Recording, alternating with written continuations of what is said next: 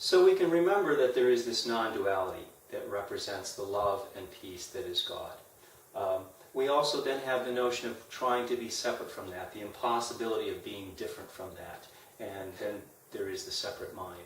In order to make that truly distinct and to block out the memory, we make something that isn't love, that isn't peace, and distinct and separate from that. And that becomes the guilt and the hate that occupies the mind for the purpose of blocking out the memory of truth.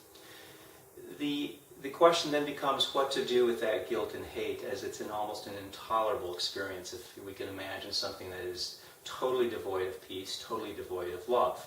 Obviously there's really nothing there, but in order to make that nothing significant, we adopt this experience that contradicts truth and reality for the experience simply of blocking the memory of truth.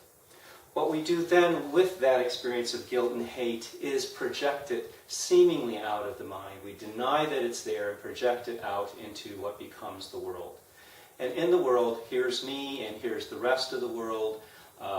And this is a projection, and projection of the guilt and hate that is in the mind. And so this me up here does the same and projects the guilt and hate onto everything around me. Now the thing to remember, this becomes an incredibly effective strategy when we think of that here's me and here's the Democrats, or here's me and here's the Republicans, here's me and here's corporations, here's me and here's Greenpeace activists, here are jihadist terrorists, here is too hot of weather, too cold of weather, too dry of weather. All the things that go on in the world present an opportunity for us to project the guilt onto as the cause of why I'm upset. It's a brilliant strategy. But actually there's nothing going on here. We give it all the meaning that it has. There's no love here. There's no peace here. There's no comfort here. Nor is there here in the guilt that blocks the mind, nor is there in the mind. Now, when there is no guilt to block the memory of truth, then we can know and remember where that love, where that peace, where that comfort lies. But it will never be in the mind, in the separate mind, certainly not with the guilt, and certainly not the projection of guilt and the games and illusions that we play to deny the guilt in our mind. Now, physical vision is just simply going to see this. Physical vision is going to see fingers without a hand. Spiritual vision, on the other hand, first of all, sees the united nature of things, the singular entity, the one organism, and how this operates in the world and why it's in the world as it is. And then spiritual vision would go from here to understanding this, removing the guilt and remembering the truth. So, what's difficult is to really let this go and understand where it's coming from. Why does it work? Because of all the satisfaction that we get in maintaining our individuality while denying that we're guilty, hateful people, and then projecting it onto other people as having done that. I know how to make heaven. I didn't destroy heaven. You did. You destroyed heaven. And back and forth. Certainly Democrats think Republicans do. Republicans think Democrats do. People who are killed think that murderers do. Murderers think that the reason why they're killing people is because they're the source of their discomfort, and so on and on and on it goes. What's difficult to understand is that it's all significant. We give it simply the meaning that it has. Up here, I have a version of everything else that's going on. It's not really the version that exists. It's simply the version that I give it to complete my story. I give also myself a version. So the question really becomes, what is the truth of everything else? What is the truth of me, since my version is constantly changing? And of course, the Course would direct us to a version that has nothing to do with this, certainly has nothing to do with this, has nothing to do with this, and this would be the version of everything, the non-duality that is peace and love. The difficulty for us is to really begin to think of the insignificance of what's going on here. Obviously, the source of it is that it is made out of nothing for the purpose of establishing a darkness to cover the opaqueness that remembers truth. And I want to block that truth out, so I make the darkness and then use the darkness to make a world where I can act out my specialness. But in fact, I know on some level that it's insignificant, and that's ultimately the fear of the ego thought system, is its insignificance. You know, we deny that on so many levels. On the macro level, there's trillions of galaxies and trillions of stars, and we occupy a planet of which we are one small item of trillions and trillions of things. On the micro level, we take apart our brain chemistry and we understand that there are chemical interactions of potassium with its positive ion and chloride with its negative ion, and those the play between the positive and negative ions somehow. Where is the thought in that? Where is the pain in that? We're willing somehow to overlook these things and continue to act as if this is all that there is, and it has meaning beyond what I give it, and this is all being done to me. When I ask for the willingness, or when I demonstrate the willingness to myself to see beyond this, the first step is that I began to look at how it is one organism, one entity. I can't separate myself out from all the things that are going on up here. What that leaves me then with is that experience of guilt and hate. And this is what is so difficult to tolerate, is that I really, if I let go of the projections, if I let go of the blame, then as we've talked about before, I'm left with this incredible experience of shame. Now, the option that I have here is to really become terrified of what's here and want immediately to deny it and go back to the games and illusions that we play in the world to distract ourselves from that. Or I can sit with that and then ask for help as the Course directs. Now, the figure that the Course uses is that of Jesus. So it's almost like I demonstrate the willingness, I ask for help to get through this and not go back to the denial and the projection into the world, but to understand that when I leave the blame, my mind then has to deal with the shame that I've put there, and I can call upon help, which is really reminding myself that there is this clarity in my mind that is absent this guilt and hate. And so what I'm really calling for is myself, and what happens then as I recall that, and I stand there, and then I realize that this guilt and hate has not destroyed this loving presence, this peaceful presence, so this must true be false, and then I can let that go. This is where the Course talks about this as being a seemingly granite wall, but when we put it next to the memory of our clear mind, the right mind, then this begins to fade like mist and clouds. So what we can do is understand, use our brain, that little jello in our head, to understand that I am here, that I believe myself to be here, and why that is, how I got here, why this world exists, and I can trace my steps back to understanding that we are not separate.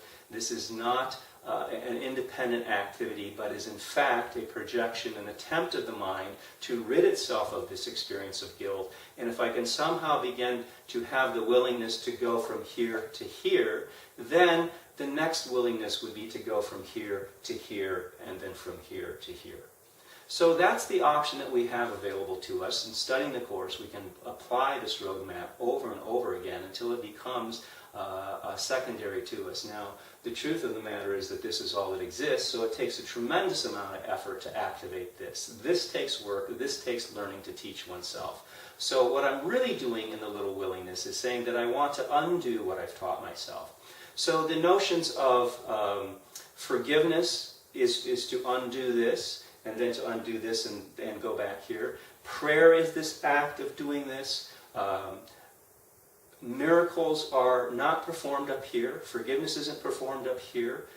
Prayers aren't performed at this level. They're all in this attempt to move from here, get past the state of denial, look at this with love in my mind, and then remember where that love is coming from, and not having anything to block my vision, to block my mind. I remember the truth and where love actually is. So I can use my brain and begin to practice this over and over in the Course until I really become comfortable with letting this all go and seeing through it. We can ask the question, why do we do this? In some ways, one example would be that I prefer the experience of being able to climb out of the pool and then look at the water. Now my attempt then is now being separate from the water to try and describe the water.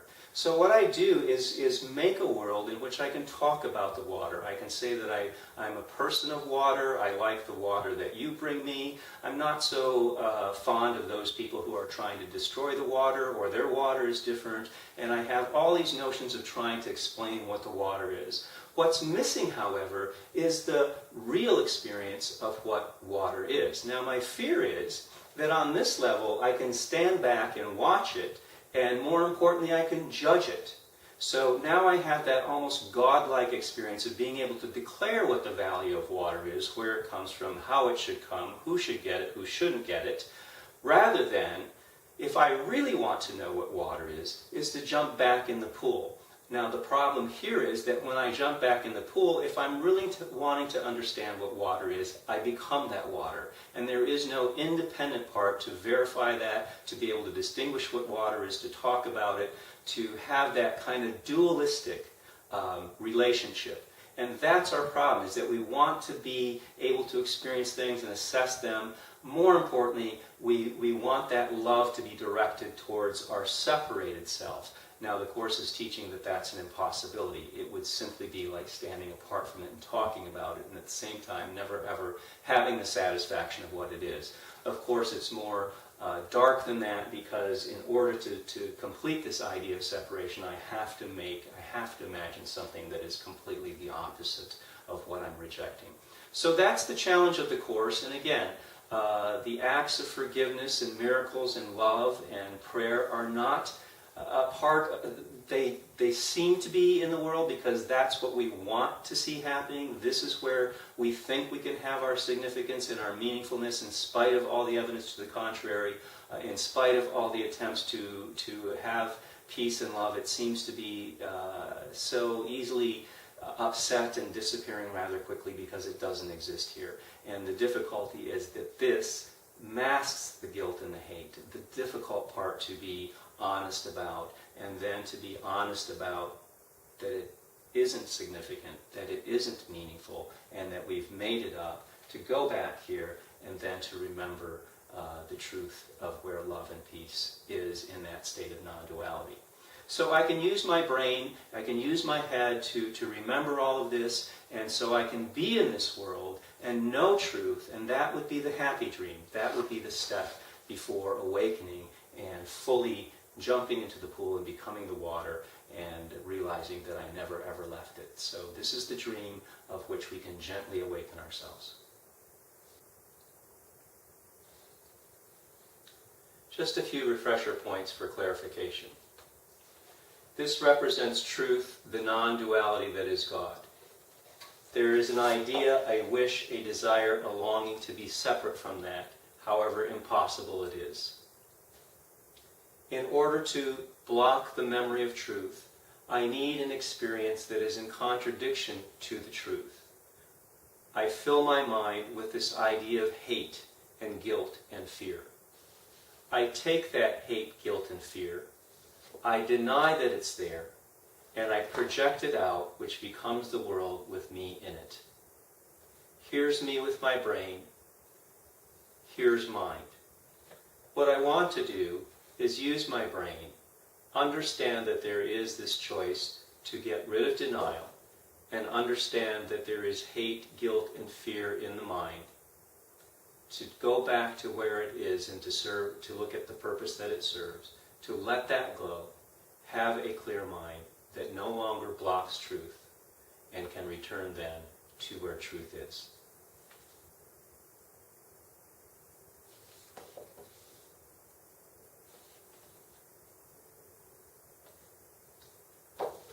This is illusion. Only it seems real because I want it to be so. This is the denied illusion. Only real because I want it to be so. I understand that its purpose is to block the memory of truth in my mind, and then I can choose to let that go. This knows nothing of love. This knows nothing of love. This knows nothing of love. This knows that it is insignificant and is born of nothing, and that's the source of its fear. my fear too of what lies beneath the denial is, if you can imagine a pressure cooker that is just seething and ready to explode. This is almost the release of the steam which allows the pressure cooker to keep on cooking. So my fear is that when I leave this behind and really follow it down, that I'll have this extremely explosive experience to have to contend with. And that's the fear that motivates me never to actually go and consider where the steam is coming from, or what would happen if the steam didn't exist. And that's the fear that the ego establishes, but again, it is part of the insignificance of where it really comes from.